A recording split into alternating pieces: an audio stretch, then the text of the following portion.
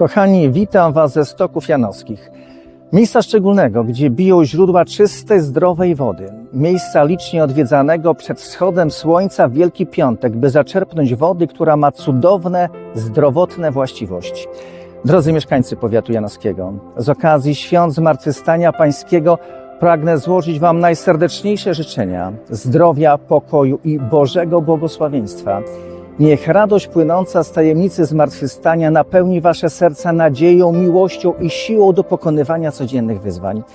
Niech Chrystus zmartwychwstały prowadzi Was przez życie, dając światło w chwilach trudnych i pomnażając radość w momentach szczęścia. Niech te święta będą czasem codziennego ciepła, wzajemnej życzliwości i odnowy duchowej. Kochani, błogosławionych, pełnych wiary i nadziei świąt wielkanocnych.